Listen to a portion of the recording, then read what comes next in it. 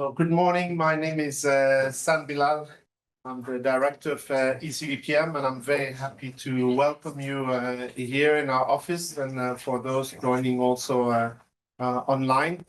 And it is really our pleasure to be able to work with the Kofi Annan Foundation, and in particular to welcome the Kofi Annan Commission on Food Security for this important presentation and discussions on the reports. And we have a very prestigious panel. So not long introduction. Ayushi, please come in. You will be the one moderating, so the floor is yours. Good luck. Thank you very much. Thank you, Mr. Bilal, for welcoming us so generously. I think the space is cozy enough for everyone to be tucked in and not leave for at least 90 minutes. So thank you for being here. Excellencies, distinguished delegates, colleagues, it is a pleasure to welcome you all, both those who are in the room and also those of us joining online. I see Amir is online, one of our commissioners. Hello, Amir. And thank you to the ECDPM for such a warm welcome and for giving us the space to carry this important conversation here today. It is my honor to welcome you from the Kofi Annan Foundation and the ECDPM. My name is Ayushi. I'll be your moderator. And I've also been coordinating the Commission's work for the past year and a half. Today, nearly 1 in 10 people globally are undernourished and close to a third face moderate to severe food insecurity. Yet the global governance architecture meant to safeguard food systems is at risk, strained by outdated structures, power imbalances, and this current moment of financial crisis. We do live in an age of cascading crises, ecological, technological, institutional, and geopolitical. Yet much of our governance infrastructure remains rooted in concentrated decision-making.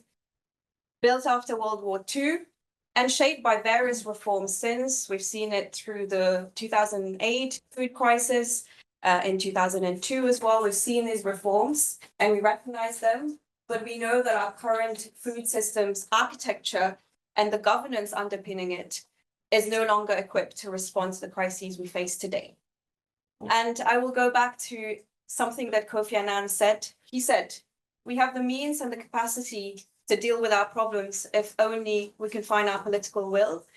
And this report is a call for that will, to reimagine global governance and ensure that food is treated as a global public good. And it is fitting that we're here today in Brussels, in Europe's policy, at the heart of Europe's policy landscape, to start this conversation. I hope that many of you will stay back at lunch to speak further. And I hope those that are online can hear us clearly and can join also via the chat, as well as unmuting to speak if they want to take the floor. And without further ado, I'd like to invite His Excellency Ambassador Pedro Miguel da Silva Costa, Ambassador of Brazil to the European Union, to formally open the event. Excellency, the floor is yours.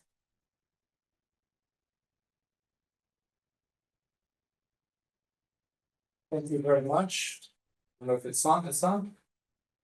Good morning, everybody. I want to thank the Kofi Annan Foundation and ECDPM for the invitation to participate in this event, and congratulate the Foundation on the presentation of the report on reimagining global governance for food security. I also want to greet the other speakers and participants with a special word to the Deputy Director General and to the Ambassador of South Africa. In this moment of constant discussions about power politics, rearmament, and the race for competitiveness, I welcome the opportunity to spend some time on another type of pressing international challenge. And also, I welcome a chance to talk about food production here in Brussels that involves a positive agenda, which is not always the case, as you can imagine. When I read in the summary of the report the 10 actionable recommendations focused on governance shifts to bring about a more efficient global response to hunger and malnutrition, I understood why Brazil was invited to make the opening remarks today. As many of you know, under the motto, Building a Just World and a Sustainable Planet, Brazil's presidency of the G20 in 2024 made social inclusion and the fight against hunger and poverty its main priority and deliverable. The result of our joint work with G20 members and many other partners was the launch of the Global Alliance Against Hunger and Poverty. The Global Alliance aims at fostering an innovative approach to mobilizing finance and knowledge sharing to support the implementation of country-led, country-owned, large-scale and evidence-based programs aiming at reducing hunger and poverty worldwide.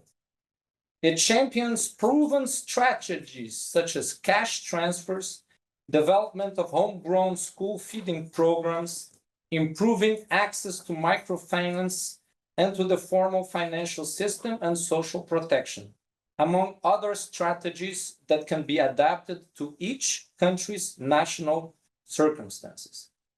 Participation in the alliance is not limited to the G20. We had 148 founding members, comprising 82 countries, the European Union, the African Union, 24 international organizations, 9 international financial institutions, and 31 philanthropic institutions and NGOs. The current number of members is 190.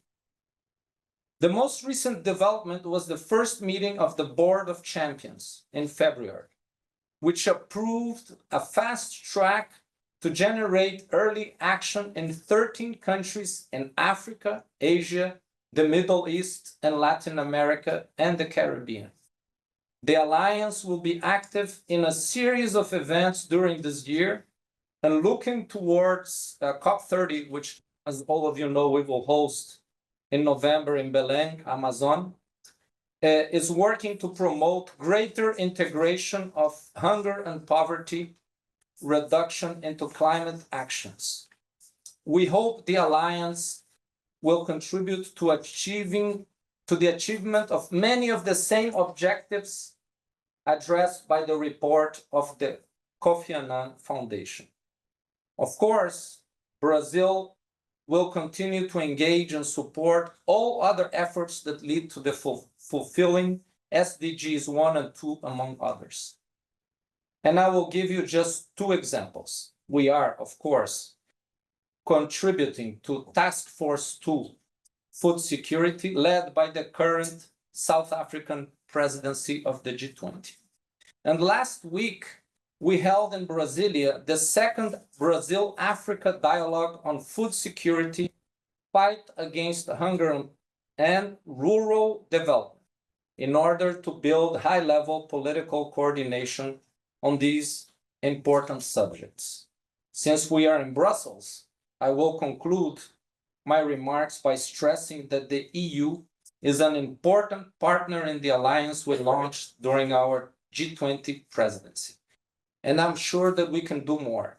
As 2 of the world's agricultural superpowers in terms of production and exports, Brazil and the EU can continue working together in multilateral fora in the fight against hunger and poverty.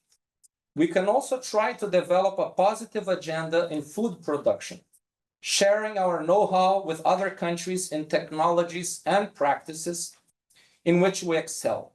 Tropical agriculture in the case of Brazil, and temperate agriculture in the case of the EU. We can also foster development in new areas such as the bioeconomy. These could be important contributions to overcome the challenges we will discuss today. I wish all the participants an excellent event. Thank you very much.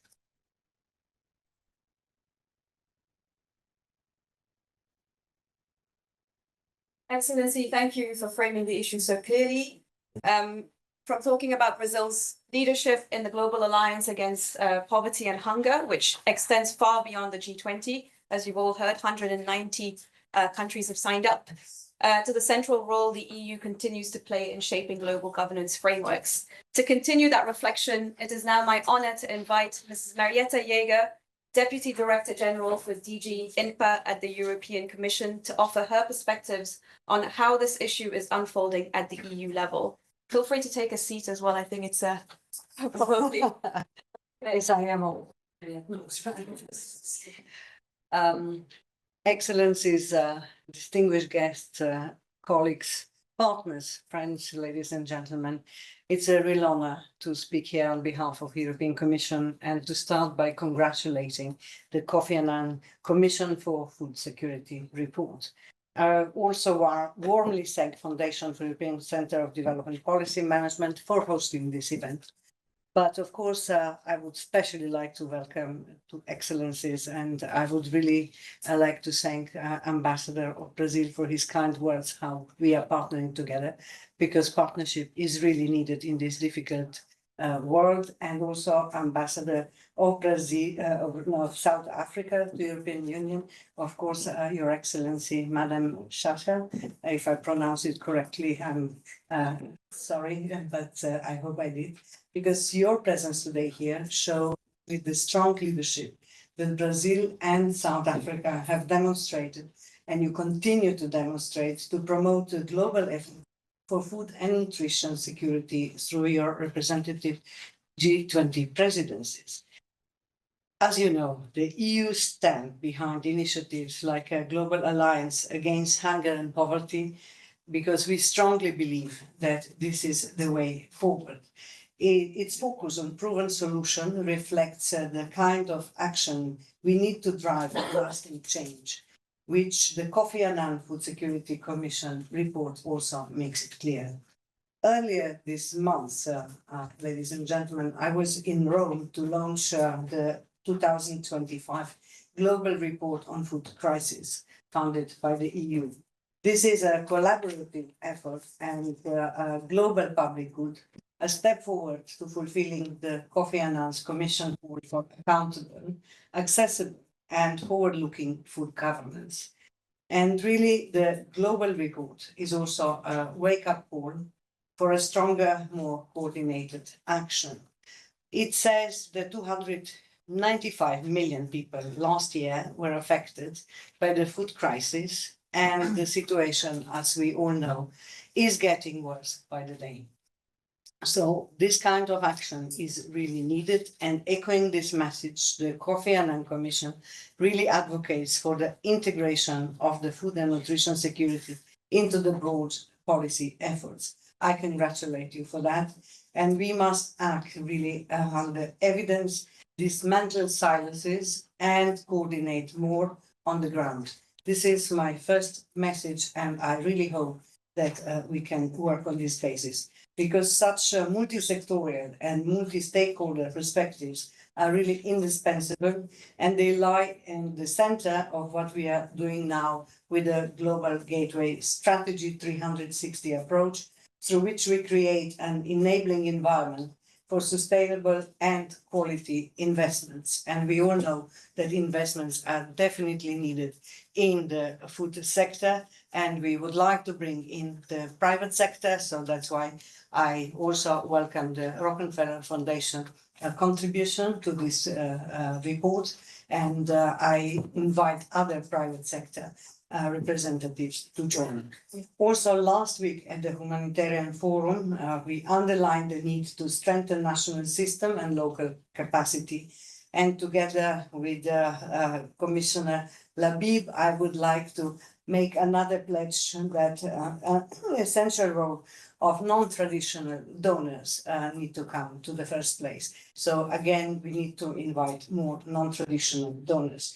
And also we are working daily on the Nexus Development Humanitarian, because this is also the way forward.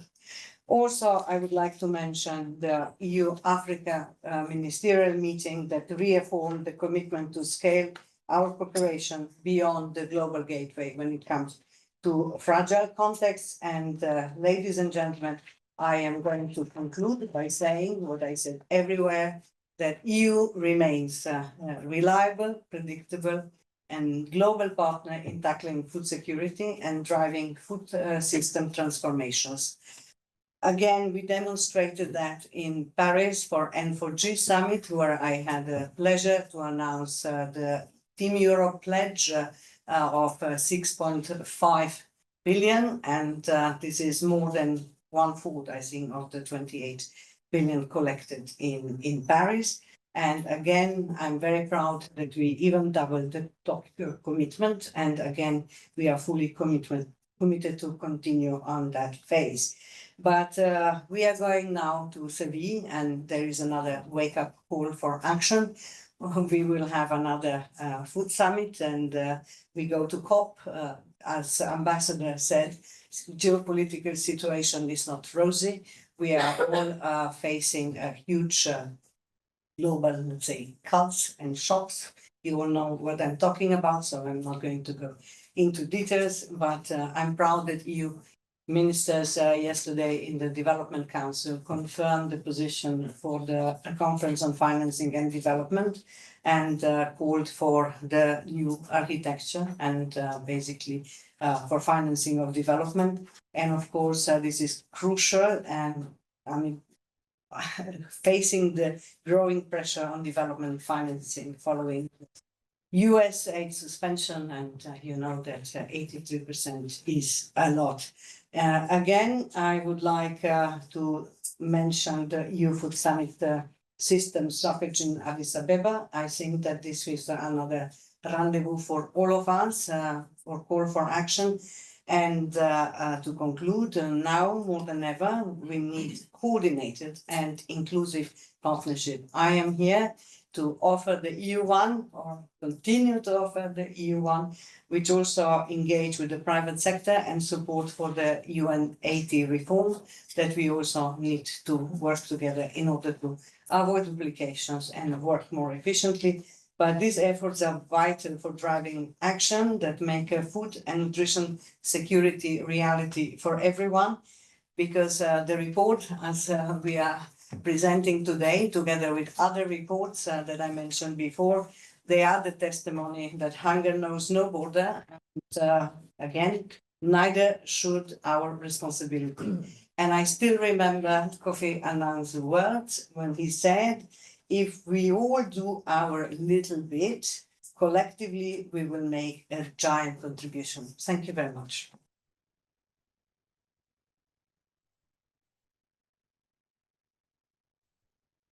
Thank you, DDG Jager, for your valuable insights. And it's comforting to know that the EU remains such a central and valuable partner to all of us practitioners within this field. And it's also fitting that you bring up Seville next week, I believe, where many of these discussions will be taken up on investments and financing. It's next month, Seville. So now I'd like to hand over to our commissioners. We have Amir Abdulla joining us online, former Deputy Executive Director of the World Food Programme and coordinator of the Black Sea Grain Initiative, and Sara Roversi, President of the Future Food Institute. Sara, please feel free to take a seat and I'll sit next to you. And then we'll have Amir on the online. Amir, feel free to provide us an overview of the Commission's mandate, vision and objectives, as well as parts of the recommendations that you see as fitting under the Governorship 1 and 2, and anything that you would like to share from your heart. Thank you. Oh, thanks very much. I'll just first check that you can hear me. Yes, we can. Yes. Okay, excellent. Okay, well, good morning, everyone, and sorry not to be there in person, but really good. I got a picture of the room, and look, as you said, Ayushi, a nice cozy atmosphere in the room, but good to see it sort of quite packed actually, and great to see the interest in this very important topic. I will not belabor the point because I hope that people will either have read if not the whole report, the executive summary, or will do so following this meeting. I think you've got plenty of material there that points where people can find it. But I think I'd just like to say a few words, highlight a few important points from it. But first, point out that when the commission was created, I mean, it was created, as you say, over a year and a half ago. There was a realization that we were certainly not getting to the targets under many of the Sustainable Development Goals, and in particular SDG 2 and Agenda 2030 was certainly called into being. I would say beyond challenged. I mean, I think what we needed to get some changes in how we would approach it. And clearly, this report focuses on SDG 2 and the need to get, we hope, towards zero hunger. And in that regard, I would like to say to the Ambassador of Brazil, His Excellency Pedro Miguel da Costa de Silva, muito obrigado pela sua trabalho. I mean, there really is great work that Brazil are doing in the global system in this sphere. But the area that the Commission report focuses on really is about global governance. And I think when the Commission was created and I got a chance to participate, I jumped at the opportunity. Having spent over 30 years in the UN system, focusing on food security, I've seen many, many things that we're doing right. I've seen things that we're doing wrong. And to get a chance to be part of a group that would look at this was a great opportunity. But the time at which the commission was put together was challenging. The time that the report has come out and the time in which we hope these actionable recommendations will be implemented, it's even more so. I think the DDG Jager really pointed to the challenges and that the multilateral system, but the globe faces at the moment. The Commission report really does give some areas in which we can focus. I think the report is presented in a way in which there are 4 governance shifts, and under those governance shifts are some very, very key recommendations. I would like to just focus on 2 of the governance shifts. My colleague Sara will pick up on the 3 and 4, but I would say, the governance shift number 1, which really does, I would say it all about Agenda 2030 and the SDG 2 in particular, is very clear. It says that we need to reorient action on Agenda 2030. I think, unfortunately, in the past months, the notion of Agenda 2030 is even being brought into question. I won't go into how and where and so forth, but we really do need to look at how we get that Agenda 2030 action reoriented. And in doing so, the recommendations under that are very key. And one of them talks about enhancing the accountability and better governance that we have, and focuses very much on the entities that are, I would say, within the multilateral system that are tasked with this. The Rome-based agencies of IFAD, FAO, and WFP being key. But there is, we believe, an opportunity to widen this, to bring them together better, to allow other actors into this sphere. I speak from experience of, having been very much in that system. And I think we offer even some ideas about a food governance group and how that would work is mentioned there. And I would ask and I think, as the DDG Jager mentioned, there is the UN 80 initiative going on, and looking at restructuring, reorganizing, finding ways in which to make ourselves more accountable, better coordinated. And I would really urge and argue that those who are within the UN80 initiatives who are going to be looking at food security and nutrition areas, this report, and in particular that governance shift and that recommendation, does offer some real details on how this might be done. The governance shift number 2, which I think really is also important, which is delivering on prevention. In other words, how do we stop the increase of hunger? How do we stop more people falling into hunger? I think Ayushi, you gave some details of the frightening numbers that are going on, and the report talks of the 800 or so million people. I firmly believe that unfortunately we have probably moved closer to 1 billion now, and how do we prevent? We must fix those, but how do we prevent even more falling into that area? And this governance shift offers recommendations in that area.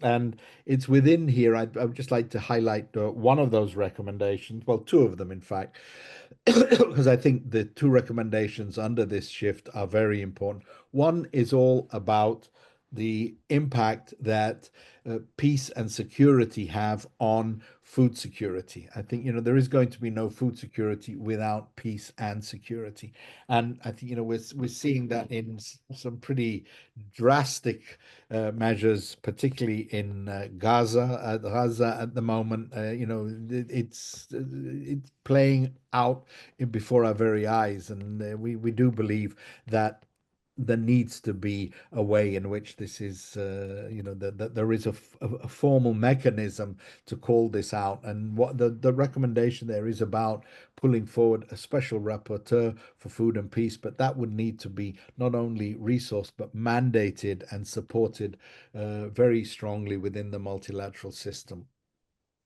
And finally, there is the recommendation on how do we get proper food security, and there is a mechanism that is recommended to be set up, and setting up a food security protection mechanism. And this is about bringing food security closer into all social protection mechanisms. And I think, as the ambassador for Brazil had mentioned, that I think what is going on within their initiatives really show how you can use social protection and the global public good mechanisms that are there to help promote and provide food security.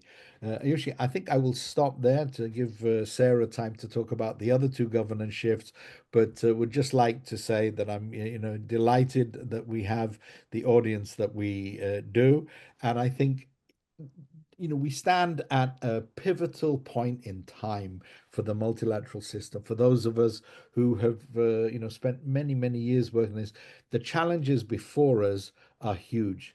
The opportunities to do something about it are also there. And I hope and invite the people who are working in this area to look at this report and look for ideas and opportunities that they can take forward. I'll stop there, Ayushi. Thank you so much, Amir. This gives us an excellent foundation, and just to make sure that you're able to reference for yourself some of the recommendations that Amir has pointed to, the food governance group you can find on page 27. The food systems protection mechanism, under which we're talking about social protection, cash-based transfers, school feeding programs, they are on page 35. And I'll now hand over to Sara to continue the presentation for another 10 minutes or so. Thank you so much. Thank you so much, Amir. And thank you all for being here today. Actually, today we are basically presenting a joint effort that has been involving lots of voices and experts on the ground along the way. And what we found out is that when we're talking about this systemic issue, we are understanding that we have been not approaching the topic from a systemic perspective probably enough until now. And what I loved so much from the Kofi Annan Foundation is that they try to give the voice and to listen the voice of many different stakeholders, involving youth, for example. That has been one of the most impressive, I think, experiences we had, because after the experts, analysts, and policymakers have been designing this, At the end of the game, we said, okay, now we want to start to work with youth and understand with them, youth that are already working with their communities, how they think that this is going to be helpful to redesign the future. So as you see, governance shift number 3 and 4 are talking about food as a public good and shaping the future. And of course, to do that, we started saying, okay, we need to talk with the innovators, the scientists, the startuppers. Let's start to think about how AI is going to reshape and can become a tool that can accelerate solutions on the ground. What's going to be the impact of that? What's going to be the role of education, culture, and schools, for example? We never thought about tackling climate issues and food security together, also in educational models. So we have seen, of course, all the Rome-based agencies and Pedro, the food program, working to tackle the issues. But for example, from my perspective and our experience during this journey, we've seen that there are some lacks. This is a systemic issue that needs to be tackled from different perspectives, but on the other way, probably has not been deep enough and wide enough. If we think about COVID, for example, we were all together fighting COVID. Everyone was involved in that. But probably we haven't prioritized food security enough and has not been for everyone the main priority, even if it's the most essential need. And we see also, and thanks Amir for mentioning that what is happening in these hours has been weaponized, is part of the war, the fact of killing people with anger. So of course, thinking about that, I want to start from the work that David Navarro, our fellow commissioner, that was highlighting some actions that I think can be, say, spread everywhere. Food security governance has to be stronger because right now it does not address the enormity of the challenges we are facing. Food security needs to be wider because it must encompass the relationship between agriculture, food, health, climate crisis, and all the other issues that we are facing. This pollen crisis need to be tackled from perspectives that probably we haven't experienced until now. And then food security must be higher, ambitions must be higher, reaching the level of prime ministers, presidents, all the UN systems, and of course here, Brussels is one of the other epicenters. And I, of course, thanks to be in Europe, European, because we are celebrating this kind of systemic approach in everything we're doing, involving others and trying to connect the dots. And so we see that from all the different dimensions, the innovation with the kicks and all the different systems also of supporting connection within the Mediterranean and internationally. So I think that this can become an opportunity also to tackle the climate and food crisis. I'm connecting the two issues because we cannot talk about food security without including climate issues. And last but not least, David was saying food security strategies must be smarter, able to anticipate and respond to future crises before they escalate. And of course, within the recommendation, we are highlighting very strongly this topic because now we have the tools to prevent, to anticipate, but we're not doing it. We're not doing fast enough. So of course, now the knowledge is there. Technologies that can accelerate our knowledge are there, even if they probably too much. Now we need to connect these dots and be within the game, the enabler that can accelerate the pace. And let's say my mission within this journey, Ayoshi knows that, was to go with this report, not only inside Parliament, but go and talk with communities, talk with school teams, talk with the startup movement. Because if this is a systemic issue, it needs to be taken as a responsibility from all of us. Each of us can play the game in our community. And when we're talking about food security, we need also to shift sometimes also on nutritional security, because this is something that touches also, say, other kind of deserts. around the world that have lacks of nutrients and lack of culture and school drops and obesity and related causes that are always overlapping. So thank you so much to the Kofi Annan Foundation for, involving all of us today. And this is a call to action because I think that each of us can take a little piece of responsibility in our daily work, in our daily life. Thank you so much, Sara. And I think I really commend Sara for her for the responsibility she's taken on. I know she has a lot going on. She's almost never on soil, sur terre. She's always flying to different parts of the world because she there's a sense of responsibility, and she's taken this report even wider than we could have imagined. So thank you so much. And I am glad that you highlight food as a global public good, because this would be part of our discussion in the panel as well coming up. And so with these recommendations in mind, we now move to our panel, distinguished panel discussion, and it is my pleasure to welcome our panel of experts. I'd like to welcome Emmanuel Gallet, Councillor for Development and Humanitarian Policy from the Permanent Representation of France to the EU. Please come and take a seat. I think we will be missing one chair by the end of it, but I will bring it. It's okay. No, it's fine. It's okay. Secondly, Cecilia De Alessandro, Policy Officer in Sustainable Food Systems and Climate at the ECDPM, and our host today. Thank you, Cecilia. And then perhaps we can bring an additional chair if someone can please help me. Thank you so much, DDG Jager. And finally, Leonard Mizzi, Head of Unit for Sustainable Agri-food Systems and Fisheries from DG INTPA. Yeah, chair, it's okay.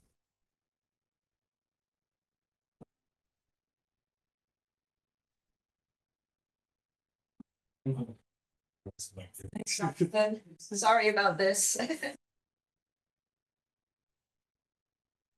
So to start us off, now that you've heard a little bit about the recommendations from Amir and Sara, and you know the gist of the report, because I hope that you've read it, or at least the executive summary, I'd like to begin us with a round of quick reflections. Just your reactions on some of the recommendations, what informed them, what resonated the most, and perhaps what is still missing from such a report. Hand it over to you, Emmanuel. Thank you. Does it work? Yeah. Sorry. And thank you very much. Good morning, everybody.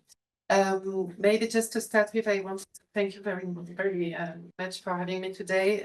We are really grateful for the work you do, and especially for this report, which is very comprehensive and actually very useful for the discussion we're having these times. And I think the call to action is always highly needed. So what is missing? Actually, we've been looking for what was missing, and to be honest, we think that the report is really good and encapsulates all aspects of the issue. So maybe I'd just like to highlight one of the governance shifts that you described, the governance shift number 3 in particular, the one saying that food has to be treated as a global public good. And it really echoes the French approach to food security, because we think that we really have to deal with food security and nutrition as a global public good, and global challenges require global solutions and global and concrete solutions. And it is also a way to reinvigorate some multilateralism. And maybe just to refer to the Nutrition for Growth Summit that we hosted a few weeks ago, I think it was exactly the approach we had with the BN4G Summit, how we could engage in collective dynamics, support multi-stakeholder approach, and try to make the most of it. So again, the BN4G Summit is somehow answering this global shift at number 3. Thank you, Emmanuel. I'm pretty sure that you could find other things that are missing, but this is a great start. And so, Cecilia, what about you? Yeah, thank you so much. And first of all, I'm happy that ECDPM we are co-organizing this event with the Kofi Annan Foundation. I think it's a very timely report and very comprehensive, as Emmanuel said. And I think there's several recommendations that from you resonated with the ECDPM's work and we've been engaged on, but I will focus now on the first one, the call for improved coherence and accountability in the global food governance architecture. I think that's one of the topics that we've looked at more closely, also in terms of the Rome-based agencies and the connections and missed opportunities there. And for example, one of the recommendations that came out of some of this work also resonates with yours is in terms of how these agencies can work better together along the food and climate nexus, perhaps through joint work program on climate and food that can align with the country's needs, but also be informed by inclusive dialogue. Colleagues of mine have been having discussions about that in Rome with African ambassadors, European ambassadors, and Rome-based agency representatives, and I think that's something that really came out strongly. And then, I mean, it's hard to say, as Emmanuel was saying, what is missing, because it's very comprehensive, but perhaps one point that also came out of that kind of work from our side is, while, the idea of, I like the idea of this food governance group, like how you can connect different representatives better and also formally, but I think we do in Rome particularly also need more informal spaces for discussion and to bring in the voices of the Global South representatives in particular. So it's also a matter of access to the information and power in decision making. But thank you so much. I'll stop here to give a chance also to Leonard to give his views. Thank you. Thanks, Cecilia. Glad that you mentioned access and mechanisms for more voices, and we'll pick that up later in the conversation. Over to you. I keep saying Leonard from being a Brit, but Leonard, I guess. No, okay, thanks a lot. First of all, having the Kofi Annan Commission and ECDPM partnering together on profiling this topic, I would say Brussels will never be bored of these presentations. It's important to put food and nutrition security at the core of a prioritization agenda. We are in a geopolitical context where nothing is for granted of what is a priority. And I think in this report, you pave the building blocks on what you already know. If I were to say what is missing is a sequencing plan. Because all the elements are there, but what is a sequencing plan in a context of scarce resources? It's all going to be a question of bottom line and prioritization. SAVI is a key moment, I would say a call of action. We know that SAVI is not thematic. There's no thematic spin. It's not automatic that food and nutrition security will feature as the topmost priority. We are working also with our member states. First of all, we have the EU-AU Agriculture Ministry meeting in Rome. And yes, Rome is important, but Rome is not, I would say, the alpha and omega of everything. It is with the caveat of what we discussed. In terms of UN and deity, there is also a shock system in the multilateral context, which has to be factored. This report clearly could not factor two big things, US cuts and ramifications. And we're still unraveling a bit what's going to happen on that, given that the US has always been a big player in the food and nutrition space. And here we need all hands on deck. I welcome clearly Brazil and South Africa as leaders in the G20. We support fully the Global Alliance, and I would say, let's not reinvent the wheel. There are sufficient structures out there. We are in close contact with FAO, which is hosting the Global Alliance. We're actually, what could also be important in these a bit gray moments is that we show what works well and what's scalable. So we have good cases. It's not everything is bleed. And I think what we are doing on the Schoolmeals Coalition, on support to farmers' organizations, on scalability of investments. You mentioned a lot of private investments, but we're not getting traction on scalability of private investments. We can have lots of reforms of the MDBs, of financial institutions, but still we are not having the trick of scalability. And I think SEVI could also be a moment of how to unleash the most domestic resource mobilization. There is, as we know, for those who are in the CADEP domesticization agenda, Kampala declaration to roll it out. So it's important that we show what is scalable. How can we work around value chains which create regional trade dynamics? This can also be more valorized in the report. The regional trade dynamics beyond trade liberalization, and we don't know what the implications of tariff escalation could be. It's a bit of a stop-go approach in EU-US relations. Maybe we stop, we have tariffs now, and then we postpone it to a decision in July. This clearly doesn't create stability on commodity markets, and who pays the price? It's net food importers. So all this doesn't augur always well when you see high volatility, especially on net food importing small island development state. We need to show leadership. Marjeta from our DG mentioned the leadership. We're continuously showing leadership from Paris to, and hopefully we will show it also at the UN Food System Summit in Addis. But we really need to consolidate and to put into fruition the governance dimension on what already exists, and not try to reinvent new structures which we can't afford.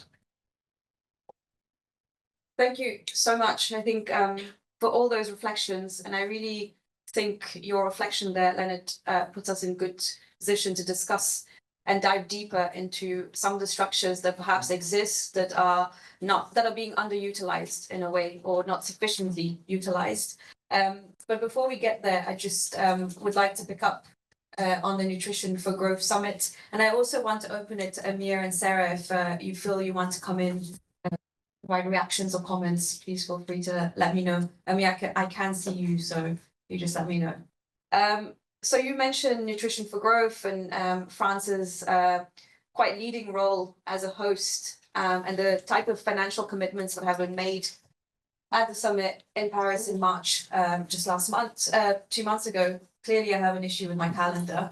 And I think what needs to be picked up on at this moment, of course, there is this sense that there is no money left in the pot, but we know that there is money in the pot somewhere. And at a time of heightened financial pressure like now, and also retreating multilateralism, but we know that multilateralism has been retreating for quite a while now. How do you see the role of traditional donors like France in uplifting and perhaps reshaping a more just and resilient global governance architecture, one that we could forcibly see working in the future? Well, thank you very much for the question, and thank you for mentioning the N4G Summit again. Maybe just a quick word on the summit itself. We really think it was a success, and it was a success not just because it was hosted in Paris by France, but because it was really a collective endeavor. And again, we were really happy to have this very good preparation with the Commission. But so maybe to answer your question, I'd like to make 4 points. First of all, about the SDG 2 and Agenda 2030. I think one of the starting points of our preparation for N4G was the observation that nutrition is indeed an issue for everybody. Food is an issue for every country, be it because it's an issue of quantity, quality, access, or whatever. And since this issue connects us all, for that N4G was somehow an opportunity to recall this very basic fact that food and nutrition are global issues and require global solutions. So first answer to your question, we are asserting a narrative of Agenda 2030 of sustainable development goals, and we are asserting that the need to answer to global challenges. It's really important, in particular in the current context. We have to make this narrative heard somehow.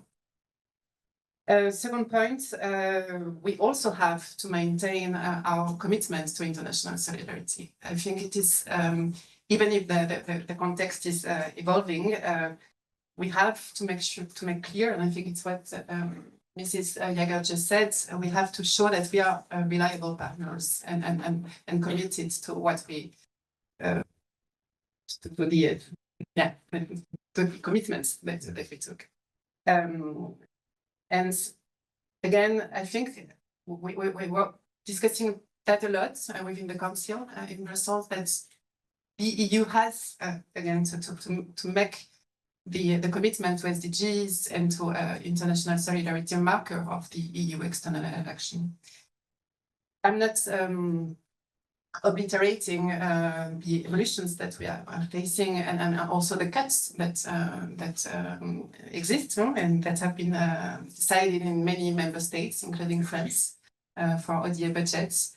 But I think this very difficult budgetary context is not a way to put into question our commitment to international solidarity. And I just wanted to make this point very clear. And maybe it's something that you mentioned at the beginning, like how to discuss also with youth organizations and young people.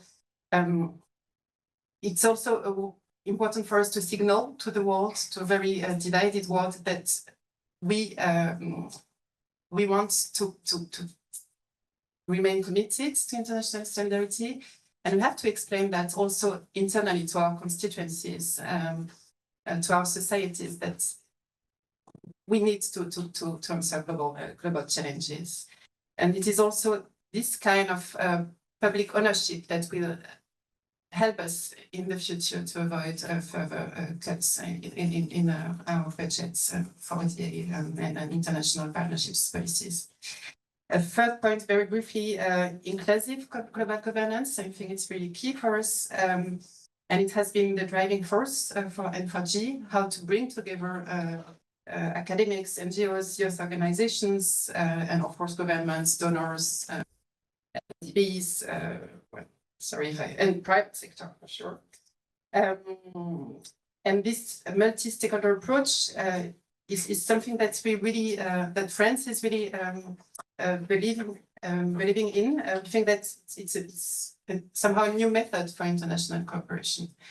And I just wanted to refer to an initiative that was taken a few years ago now. In June 2023, we organized a summit for a global financing pact in June 2023 again. And I think the idea behind it was to try to find new alliances, new concrete solutions, new coalitions around very specific issues that we could advance together. And in the margins of N4G, we had this village of solutions. So again, the idea is really like how we could advance the food security global agenda by identifying some very concrete topics that we can bring forward. And again, maybe on this method, I think it's really important because it's also to make the choice of a multilateralism that effectively delivers and that brings concrete solutions. And very last point, sorry to be so long, the fourth element to answer your question is that we need obviously concrete and comprehensive approach. And here I just wanted to echo one of the recommendations of the report, which is how to integrate food and agriculture into other global governance agendas. I think Leonard, you also mentioned that. And the report is really clear on that and comprehensive. We need to have access to credit. We need to have safety nets for vulnerable people. Otherwise, we need to have peace and stability. Otherwise, global food security cannot be achieved. And I think it's something that France really pushes forward, how to try to make the case for food security and agriculture when talking about financing for development, when talking about resilience of partner countries, and Mrs. Jager already mentioned it as well, but we will have a lot of upcoming events where we want to mainstream food security as well, UNFSS +4, FFD4. And maybe just a very last point on FFD4, we had yesterday a council Council of Ministers for Development in Brussels, and the council adopted council conclusions on FFD4, and the global food security agenda is obviously one topic that is being mentioned in the text. Thank you. Thank you so much for those reflections, and also a very clear reaction and structured reaction to my question. And I think one of the interesting things among the many other interesting things you said was the clear connection to public awareness and your constituencies, because when ODA cuts are happening, they are of course impacting people that are the most vulnerable, but there's also a conversation to be had nationally, at least in the global north countries, around what these impacts are. And I think it's great to see France reasserting certain commitments there. Yes, I think, you know, Sibyl, there are huge expectations riding on this moment, and I'm very glad to hear that food agenda will be one of those thematic agendas that are being discussed. Sticking to the financing area, and of course it's a persistent concern, it's on everyone's mind right now.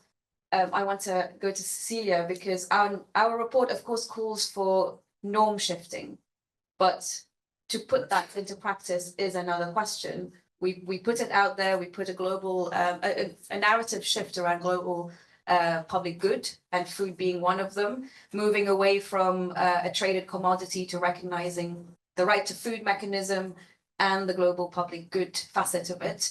I just want to pick a little bit your brain around how this aligns with ECDPM's work, especially as you work in the climate and food intersection, and perhaps your views on whether the current governance architecture is actually equipped when it comes to financing this intersection in particular.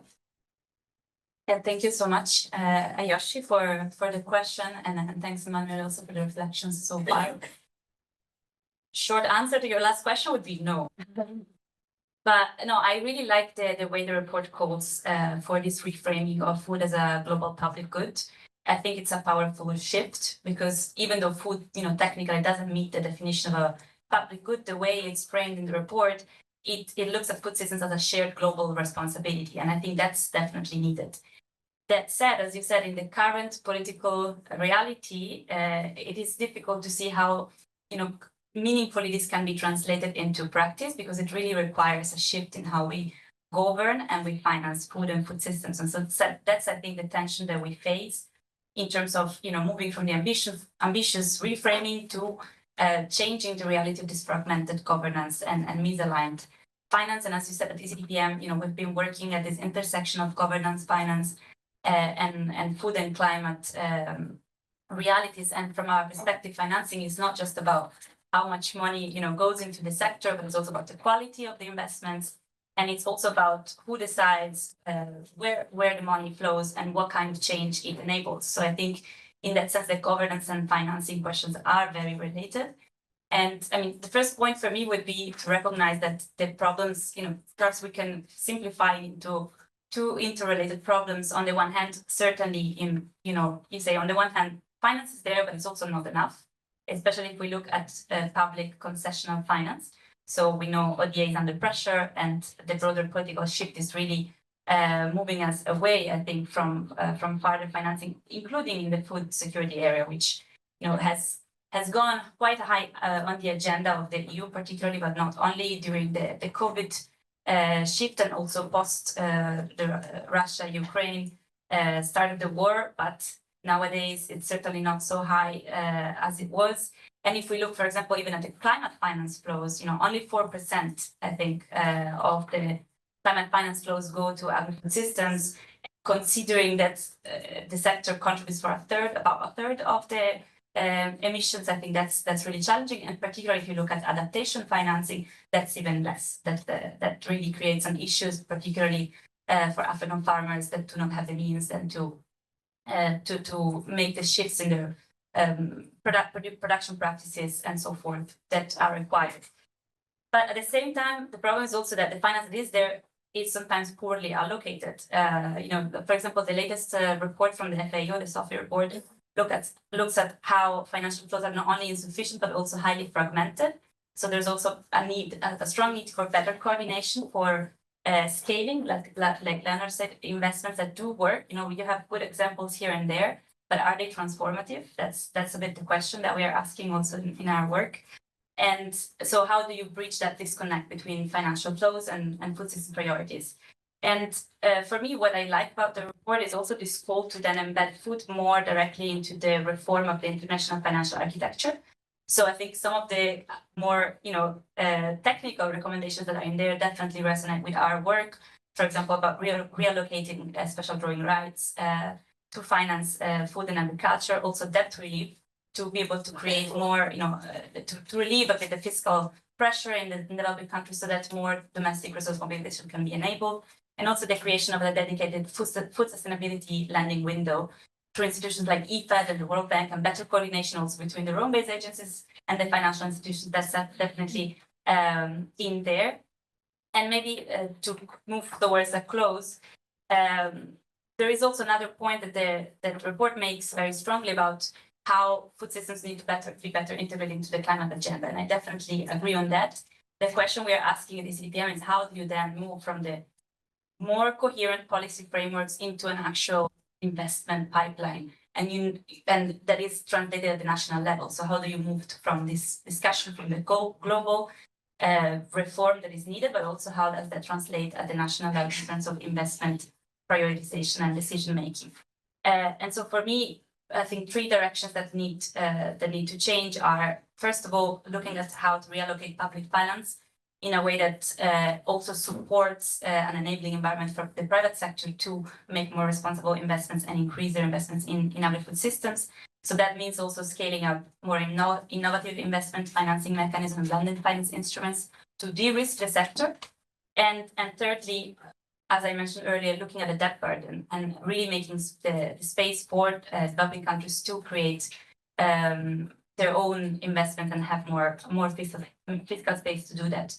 So I think the challenging part will be, and then we'll bridge to Leonard and maybe he can speak more about that, but how do you translate this common commitment that you talk about in the report to food and nutrition security into the current political landscape? And so my feeling is that we will need to, even though many of us in the room perhaps don't like that included, is to shift from the moral narrative of why it's important to invest in food and agriculture, reduce hunger, etc., to one that perhaps views SDG 2 more as a question of strategic resilience and political stability and global security, to kind of bring also the political masters more, bring food more to the attention of the political masters. That's where I wanted to end.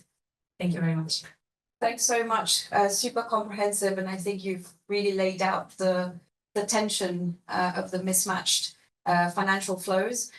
And I just want to pick up on that because you mentioned that concessional financing is very much falling, but concessional financing is also being used in certain countries, including middle-income countries, to de-risk for private sector.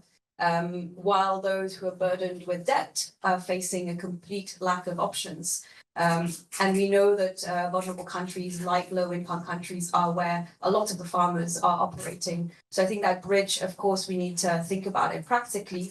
And that's where I come to Leonard, because you have quite a wide remit from food systems to fisheries. You're looking at land-based, you're looking at ocean-based. And perhaps what's not in our report is the attention that needs to be paid to blue foods and the missed opportunity that we have there. So I just want to ask you on the one hand, and in reaction to fellow panelists, what the EU is currently channeling strategic investments through the Global Gateway, yet food seems to be on the periphery of that. And I want to know, based on your extensive experience, how can initiatives like the Global Gateway or others be leveraged to strengthen global governance frameworks? And also, what are the measures that can be put in place to include other types of food, including blue foods? So thanks a lot.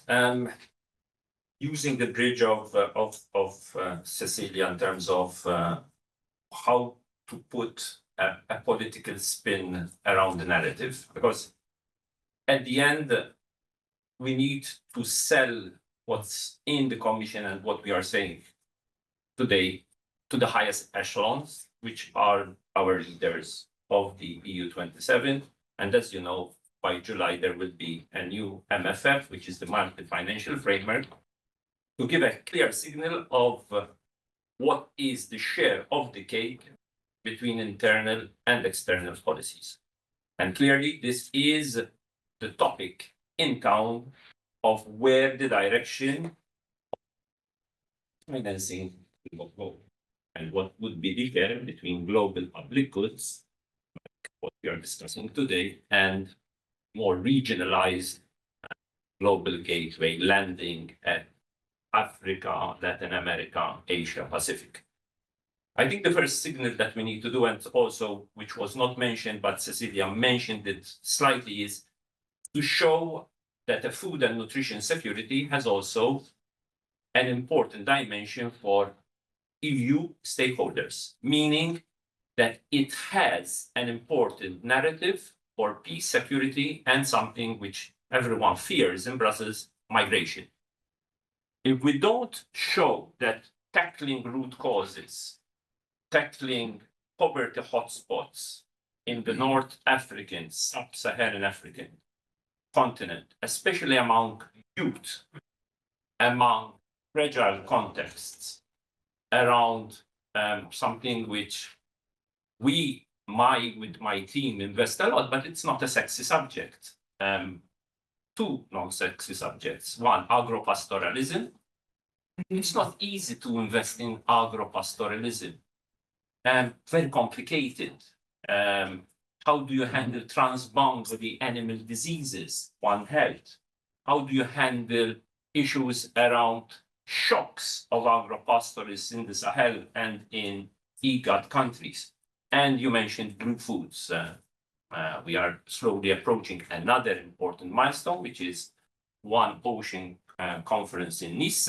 And clearly, blue foods are part also of the solution. So we have also a strong portfolio on fisheries and aquaculture, and that could also be part of, and we profile this in the Village de Solution that Emmanuel mentioned in terms of alternative protein and blue foods as being part of the solution, including not only wild fisheries, which we know is under stress in terms of IUU risks, which is and overfishing, so moving into aquaculture solutions. And we have not only a big project, which is handled by FAO, which is Fish for ACP with German co-financing, but also we have now a rollout of a new program of 20 million, which is part of our portfolio to actually scale up blue foods, aquatic foods, and this we will also profile it in Nice in June. So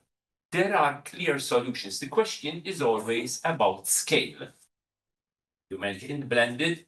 We have 4 blended operations, but they are small and it takes time. So it's and political masters don't have patience.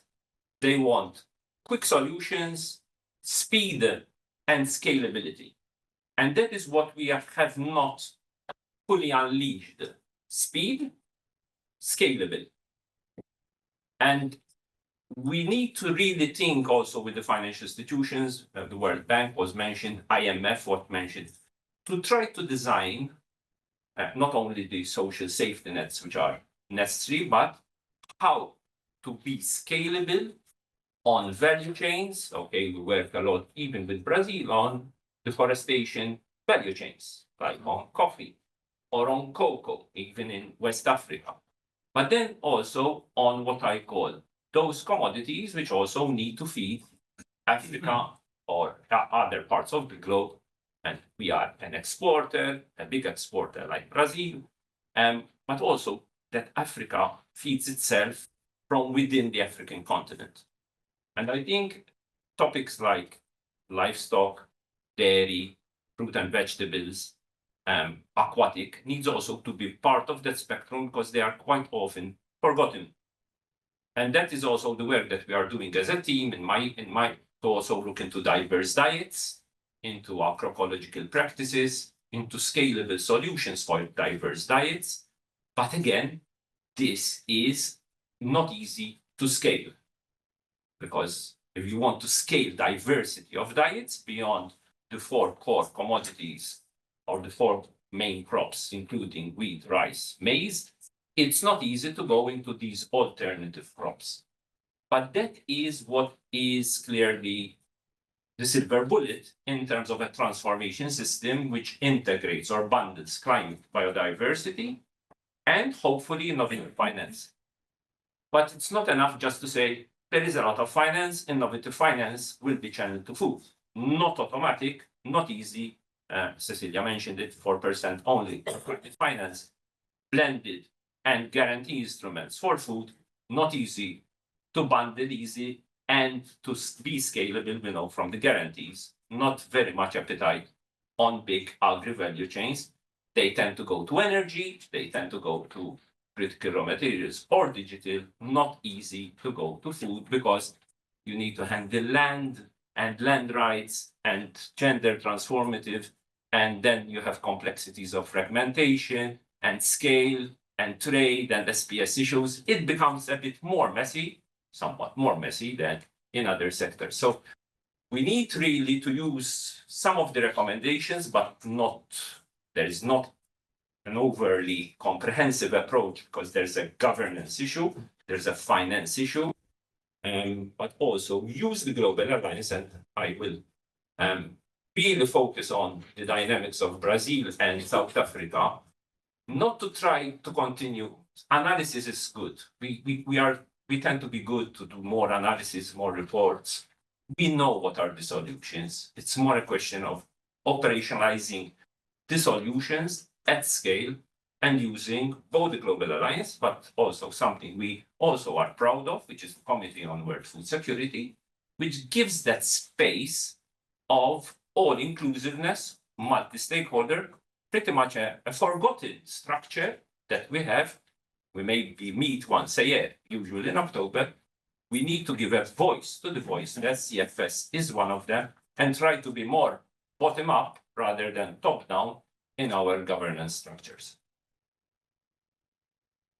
Thank you so much for taking us through the different challenges that are in front of us, but also some of the mechanisms that you're talking about, like the CFS, has existed, perhaps underused quite a bit, and also faces its own challenges within the CFS. So I think that's something that the Commission talked about at length.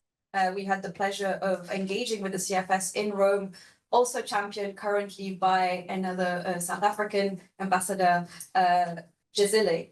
And I think what you landed us on in terms of operationalizing the solutions is really where we want to go with some of the recommendations. And this is where we will begin some discussions with actors in the system that can take the report further, because the Commission within the Kofi Annan Foundation finishes with the report, but it does live on. And I want to thank you all for contributing to this discussion. And we have about 5 minutes before we go to the audience. So I just wanted to perhaps give the floor to Amir and Sara for their reactions, having been part of this commission, and then now listening to Leonard, Cecilia and Emmanuel, and then seeing how much of what I have said converge or even diverge from what you had thought initially. Perhaps Amir first. Thanks, Aisha. Yeah, no, I mean, it was really good to listen to the 3 panelists, Emmanuel, Cecilia, and Leonard. And I think there was a lot of convergence. There's a lot of, in fact, I think what they were referring to was an amplification, I think, of some of the points that the Commission had made. And I pick up on some of the ones that were mentioned just at the end there on the CFS. There's within the recommendations, it's in under recommendation 1. There's a specific point about really getting the CFS to be what the CFS was created for. And that's really enabling it, giving it proper authority, giving it proper independence, giving it a proper voice.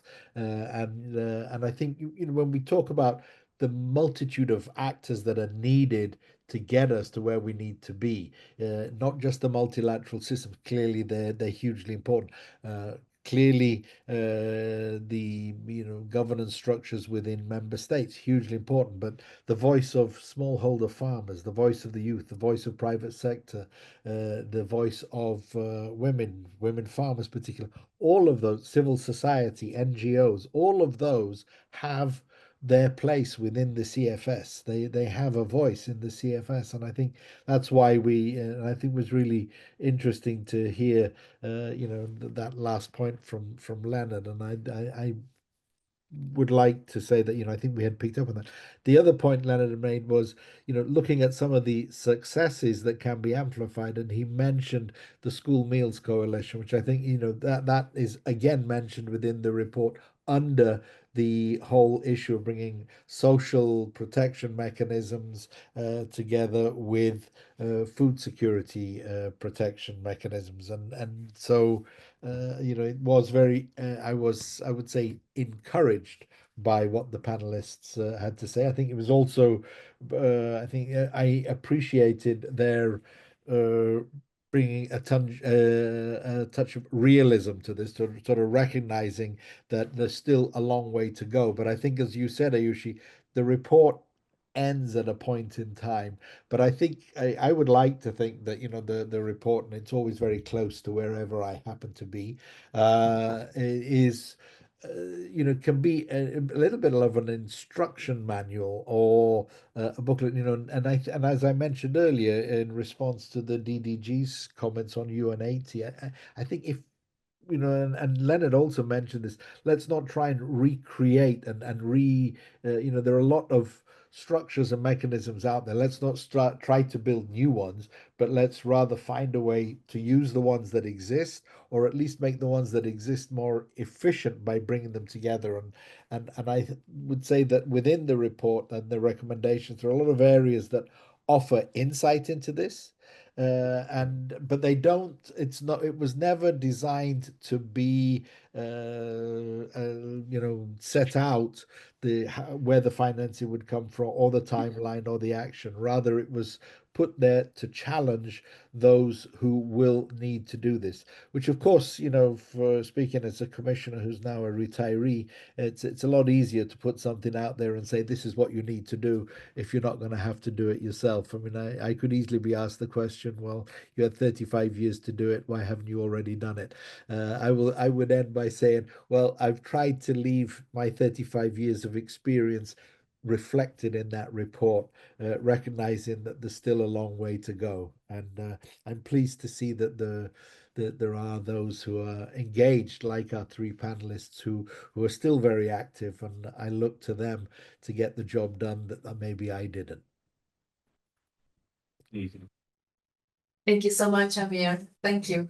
I want to just connect some dots, because all your experiences, I think, are highlighting the power of something like that wants to be just a starting point. I pick your point. This could be probably a master plan or a workbook or a cookbook on how we can really come up together. But we don't have the knowledge to do that. This is the audience that needs to start to join forces and add pieces by pieces. And in the startup world, we always hear scale up, scale up, scale up. Yes, and I would say also spread it, because sometimes we're just thinking about scaling and not enough about sharing and spreading, because the distribution of the responsibility as well as the distribution of actions, probably also in marginal areas and so on, probably can be another solution. So not just centralizing the effort, but spreading the effort and responsibility. And I pick your point about also youth. I see that things are moving on. If I think about the World Food Forum and the youth now joining forces around World Food Day, I'm involved as a Future Food Institute year after year more and more. And I see that coalitions within the different United Nations agencies are joining forces on food, World Food Forum. So not just under the FAO umbrella, but all the others are participating, UNDP and UNESCO and World Food Forum and so on. So I see positive effects also out of the Food System Summit. I pick the coalition on school meal plan, but also the one on market. So the sustainable markets and the world markets coalitions, for example. Those are part of the solutions, and probably we can all nudge this kind of transition, also supporting this kind of efforts that are touching food from different dimensions. So of course, the World Farmers Market Coalitions is empowering farmers, creating space for them to reach the communities. And I see how much they're growing. I'm following them just because sometimes I'm invited, sometimes I'm connecting them with communities that want to open up farmers market. Those are little drops, but probably we all need these little drops to come up with a mutual solution. So I think that also with the youth of the Kofi Annan Foundation, we have been learning that sometimes, probably also after the Greta effect, we always said we need to hear the voice of youth. But when we were talking with them, we were talking with experts, because those youth are on the ground. They started communities, they started projects, they started companies, they are active in the game. So also probably an invitation to all of us, and for me, for sure, the first, also to change the language and the narrative sometimes can help. So let's not talk about voices, let's talk about experts. Women are not the voice of women. We have women farmers that are activists, entrepreneurs, real members changing things in a bottom-up way. So let's involve experts and let's join forces. And thank you so much for your comments.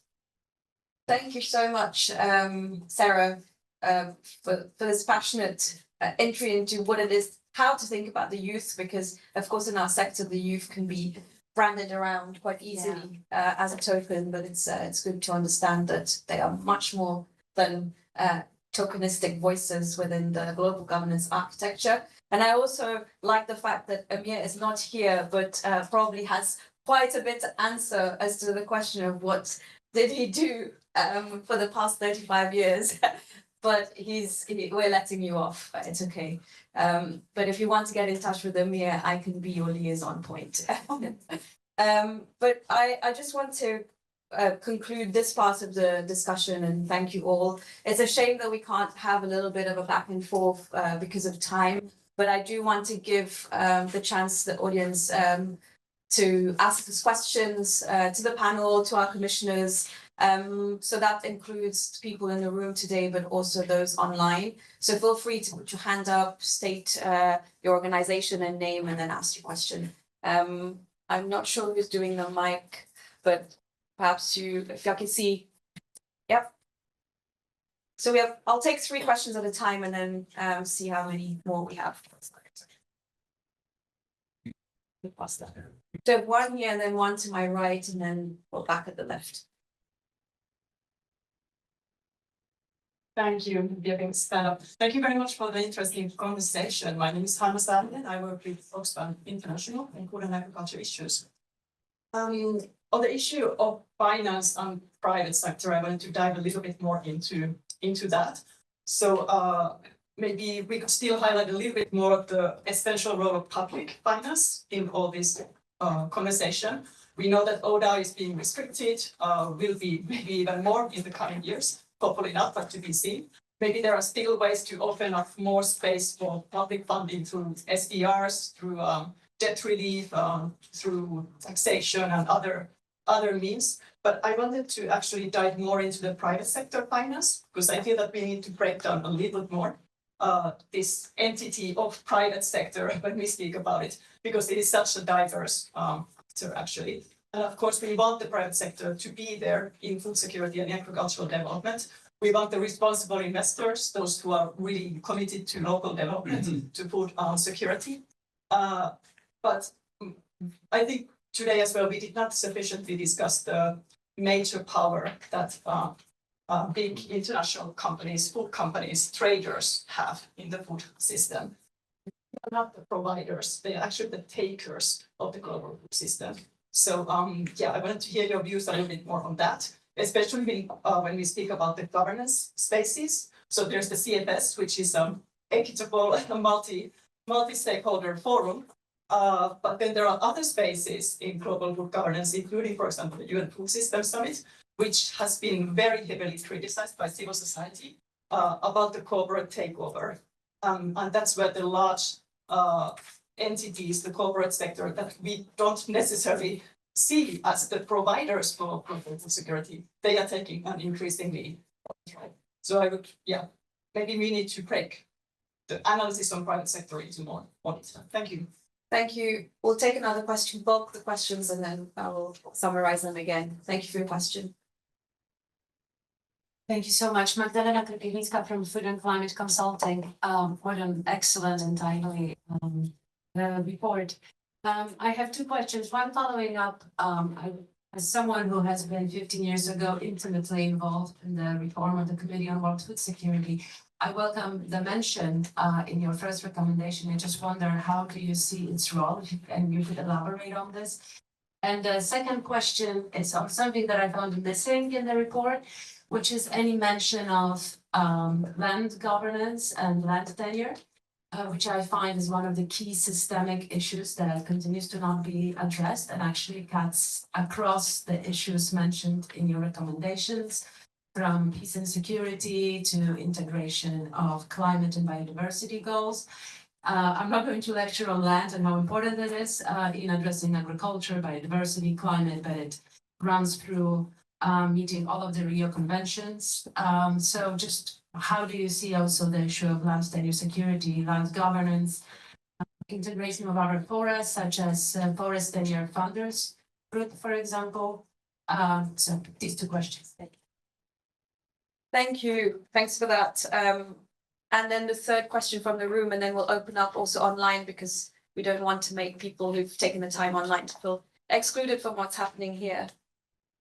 Okay, so very quickly. So my name is Paul, I'm from FAO in Brussels. I want to make a spotlight about the work on a normative approach and how standard setting also produce knowledge for the public good. I think it's important that each agency also has its own capacity to deliver in that sense. And I would like to hear about the commissioners from the report. How's the vision about that?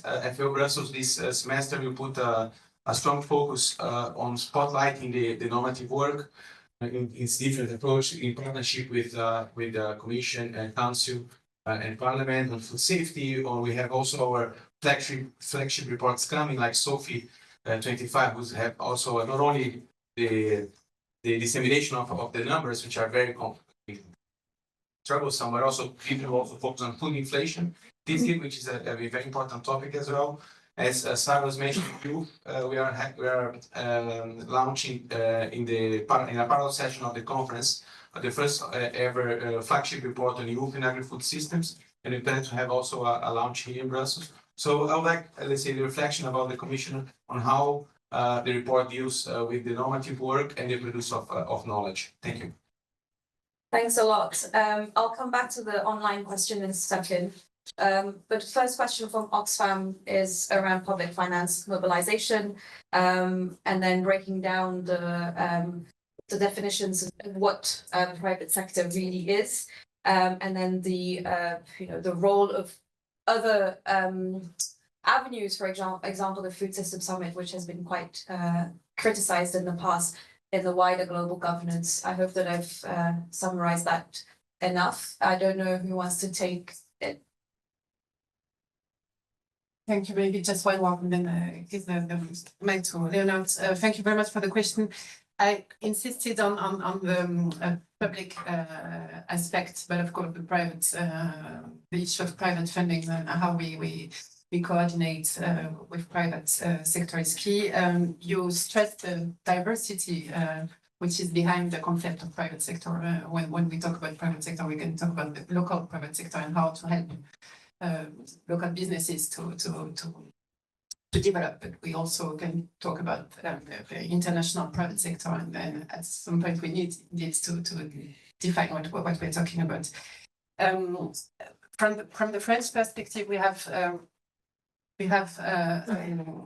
a strategy which is called in French stratégie d'investissement solidaire et durable. I don't know how to translate that, but the idea is to try to communicate public expertise and private sector, and to see how we can find joint interests, and how we can make sure that with private fundings and with what the public sector can bring, we can work on innovative solutions that positions the private sector not as a taker, but as a provider of some expertise or some funding. And I think it's exactly what we are working on in the implementation of the Global Gateway Strategy, how to find the ways the means to use the expertise and the sense of different actors and try to create concrete solutions on the ground. But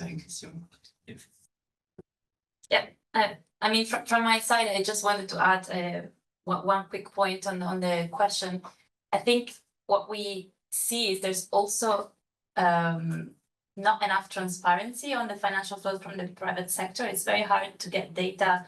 For example, there's this initiative from the World Bank and ECDPM as part of the UN Food System Summit that looks at, in each specific country, how are financial flows going to food systems, which areas, what impact are they having? And I think that's a very interesting exercise. But when I talk with colleagues from ECDPM or the World Bank, they say, yeah, we can do that for the public sector, but the private sector is a lot harder to get data on. So I think we do need to get a lot better on transparency, both to know what's going on, but also to be able to then assess impact more properly, especially if there's claims of private funding that is supporting also sustainability goals. I think those need to be backed by proper analysis, and sometimes that's not the case. I mean, we could talk for hours about this topic, but that's just a quick point I wanted to add, and I'm sure Leonard has his take as well. Thanks. Maybe this would be a commission 2 piece on private sector, because it's true. The issue of private sector is becoming more complicated, fuzzy. Here in Brussels, it's very much global gateway, flagship approach. We have lots of buzzwords which you are not in the Brussels bubble, you won't understand. Team Europe, Team National, Global Gateway. So private sector. Farmers are private sector. Farmers organization cooperatives are private sector. Clearly, I agree with Cecilia, transparency and beyond what I call ESG, CSR watching, it's clear that we need to do a smarter job on where the finance lands. And we work a lot with the farmer. If you speak about cocoa value chains and agroforestry, we do it also with the private sector. And the same in terms of regulatory processes around the EUDR. So I think, yes, I agree that we need to do a better job on how to carve out the role of the private sector. But again, we need public and private sector finance. Public finance on its own, we can be as innovative as we want. Do debt swaps operate at scale? Not really. Not yet. But we have been analyzing debt swaps and debt nature for debt swaps, food for debt swaps. Not easy. SDRs as well. So we can be as innovative. We don't have the silver bullet yet. And we need the private sector, and we need to strengthen farmers, organizations and cooperatives to be part of a more solid sort of leverage in the value chain. This is the experience of the Common Agriculture Policy over the past decades. It has to be the same in the African context as well. It's not easy. Land, yes, Magda, we are big supporters of land, International Land Coalition, Land Matrix. But again, I am discussing this with my colleagues this morning and for the years to come. Where will my financial portfolio on global public goods, where do I prioritize? Do I prioritize CFS? Do I prioritize ILC? Do I prioritize gender transformative approaches with the three role-based agencies? Basically, can't do everything. My share of the cake is shrinking. I can't, and also my bosses tell me you can't continue doing 1 million here, 2 million here, 3 million here. It's not. So with Team Europe, with member states, I'm trying to really in the Team Europe approach to try to be more coordinated amongst ourselves, just so that we say, if we want to do land, can you do land from your end? Can I do land? At what scale? CFS? Can you give 4 million there, 4 million there? And we need clearly more coordination. And that's not easy, because we speak about coordination in Brussels. Coordinating is not easy job. It's like a full-time job. It's more than a full-time job to coordinate 27 member states and the interinstitutional dynamics and egos and positioning and pet subjects. It's not easy, but we're trying to do it. We did it in N4G. In every opportune moment, we'll try to do it as well in UN Food Systems Summit, in CFS.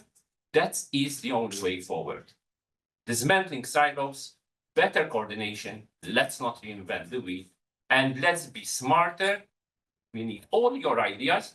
Do you think that the Commission officials have all the bright ideas? Not necessarily. We need also your ideas to help us create those silver bullets of scalable solutions. And when we are in doubt, challenge us, because this is the moment also to shake the system at its grassroots, but also to come up with scalable solutions, also within the UN 80 context, which will also shape the system quite significantly between now and the end of the year. Thanks for that. I mean, we're coming to time, and I really would like to give also the floor to Her Excellency Ambassador Tokozile Xasa, I think is how you pronounce it. Probably got it wrong. But before we do that, just one question that remains on land. Also, standard setting from the back, we may have to take that into the lunch. I'm really sorry. And then two questions, related questions from our audience members online. One around gender-specific transformations within global governance. I know the report talks about women farmers, but perhaps, Sara, you could touch upon that within that context. So on land, did you want to pick that up at all, Sara? I can connect. Yeah, you can connect it. And then also the vision for CFS. I was with Amir when that was being written, the enhanced role for the CFS. So I know the type of reflection that went into that. So very, very quickly, within 1 minute, so that we can hand over the floor. Sara first and then Amir. Amir, go for it. On the CFS issue, yeah, I mean, I think, you know, if you have a look at the recommendation that's in the report, I think that really says it all. But it really was about finding a way to get it to be to play the role that it was envisaged to play, which was to be a more independent voice, but a more, let's say, structured voice that allowed all the various participants to really play their role. And I think what we have seen at the moment is that the CFS comes up with, I mean, if you even look at their guidelines, they're classed as voluntary guidelines. That it has no official mandated authority, and if it's going to play the role that it's going to need to play, I think then that has to change. But how that change will come is not easy, and I think at the end of the day it will be for key member states to help push this forward. And I think that quite honestly, Brazil and South Africa can play quite a key role in that. Thanks, Amir. Sara? Stronger, wider, higher smarter, faster. I think that we need to be fast because we don't have time, we know that. But sometimes the private sector goes too fast for the public one. So I think that we need to make a huge effort to connect all the dots. If I'm thinking about agriculture, regenerative farming connects with regenerative finance and carbon finance, but yet is not mentioned regenerative in the new reform. Then we're talking about economy, a life economy is needed. We think that B Corps, for example, are setting standards for a more ethical business, but yet those things are not fostered enough. So I agree with you when I see that there is a lack of values probably around some support to industries that are taking advantage to all of these situations, but we know that there is a solution. So probably this kind of audience is the one that can change the things within the system. We need to change within the system. I think that now it's time to connect and to be inclusive. And I'm thinking about women, farmers, youth, and so on.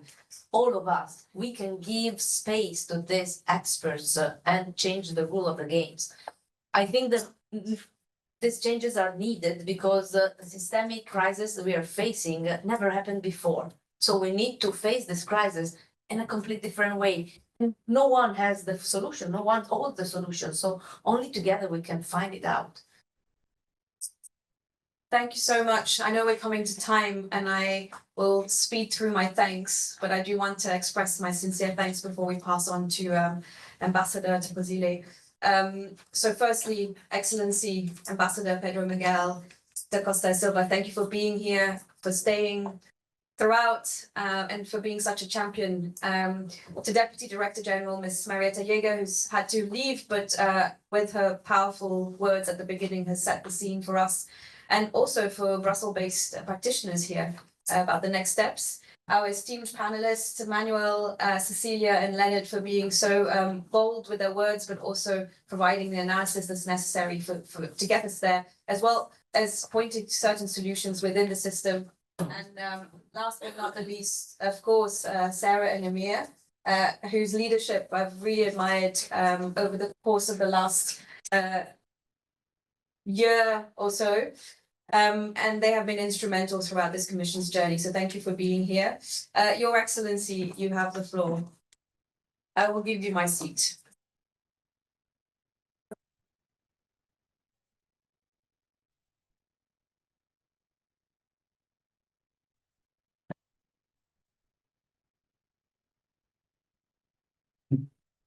Thank you very much. I know I am between lunch and every other engagement because we have such a high level of representatives in this meeting. Let me start by first and foremost thanking my colleague Ambassador Miguel, because South Africa were following on the footsteps of the giant work that Brazil has done, and will be implementing the outcomes from the Brazil presidency, taking it forward in South Africa in the G20 summit in November. I also wish to appreciate the Kofi Annan Foundation, an exemplary leader who actioned what he thought about in Africa, and therefore it's the best name that you could give to the foundation on a matter that we have action and not at any later time as at yesterday. So I appreciate that we have this dialogue today in collaboration with ECDPM that also hosted us in the last week with our Deputy Minister of International Relations to look at the outcomes of the third AUE summit, where some of the priorities, as we're talking about, also matter most in building up the partnership of the EU as well as that with Africa.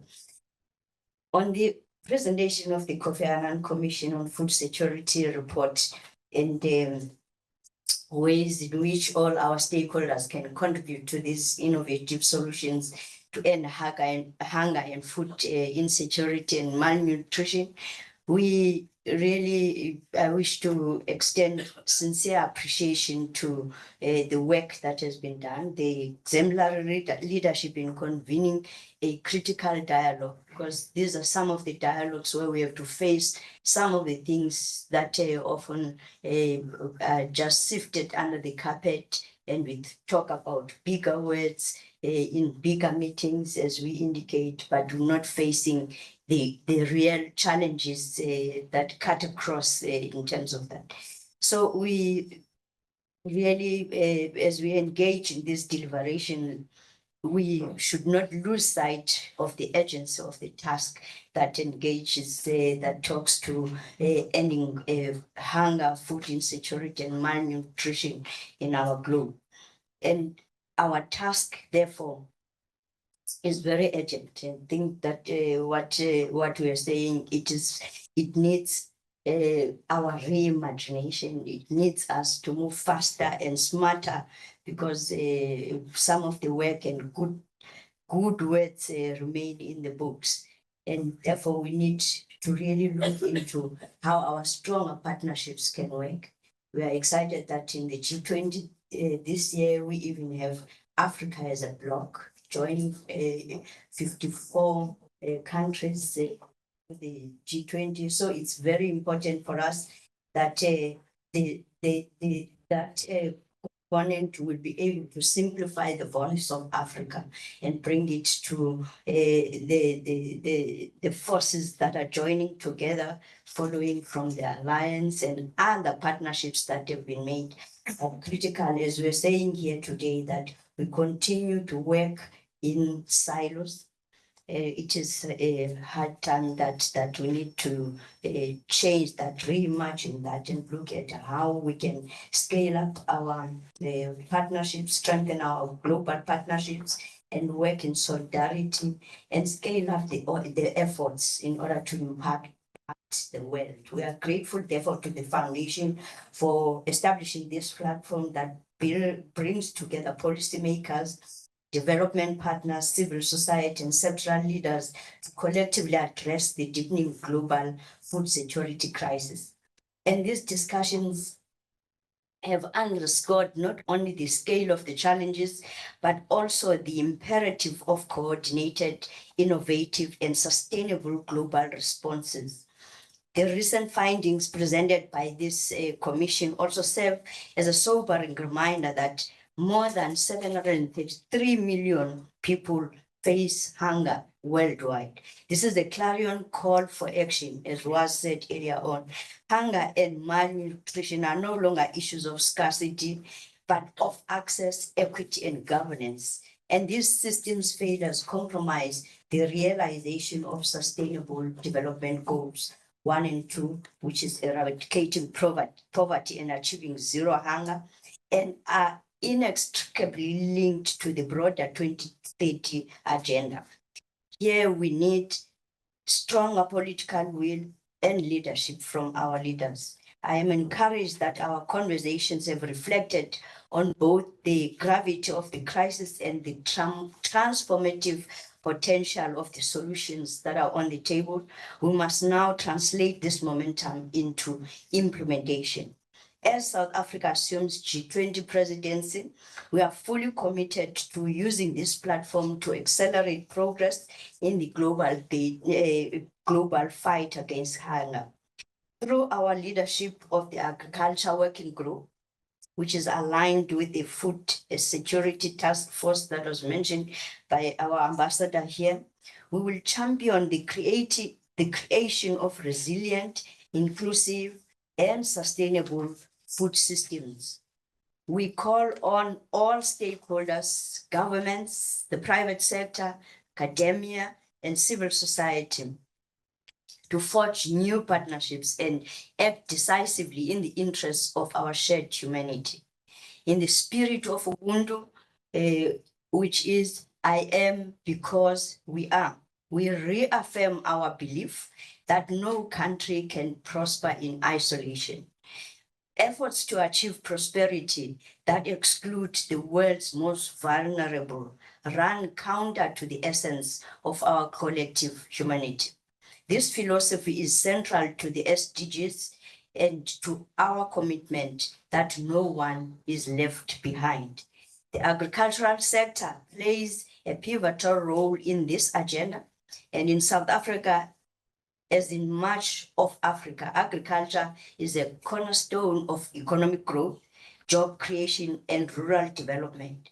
Investments in strategic national priorities, particularly along the value chains, are essential to developing innovations that ensure food safety, climate resilience, and equitable economic transformation.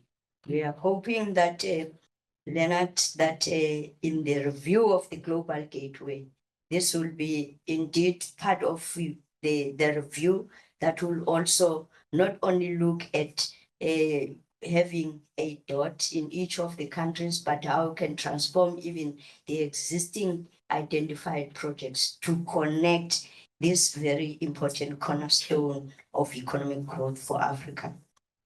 Food is not merely a commodity, it is a human right, as enshrined in the Universal Declaration of Human Rights.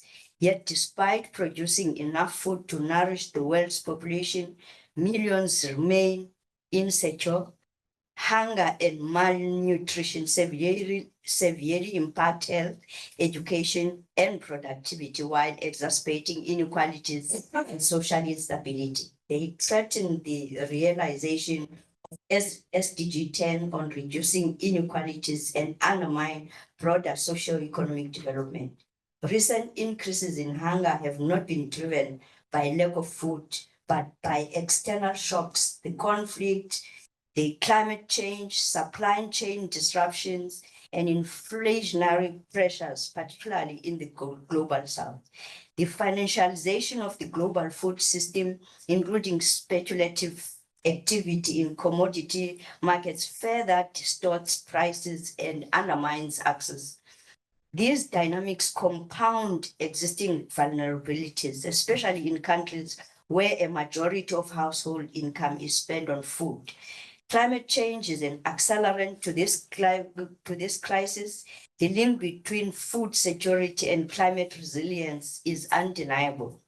Rising temperatures, erratic rainfall, and extreme weather events are threatening yields and livelihoods.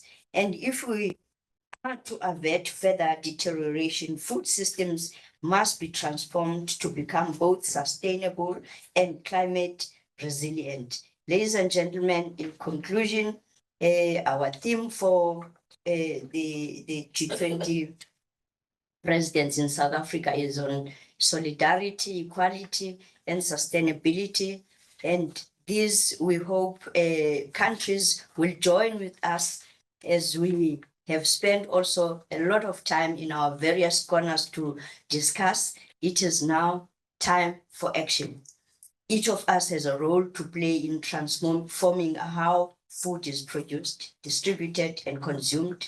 By addressing the root causes of food insecurity, we can promote not only healthier populations, but more stable and inclusive economies. As we lead within the G20, South Africa is committed to promoting a just and sustainable global economy, one that prioritizes food as a universal right and a public good. We will work alongside our international partners to strengthen institutions, scale up effective solutions, and ensure that food is accessible, affordable, and a source of health and dignity for all. Let us therefore move forward with resolve, compassion, and a shared commitment to end hunger in our lifetime. I thank you very much.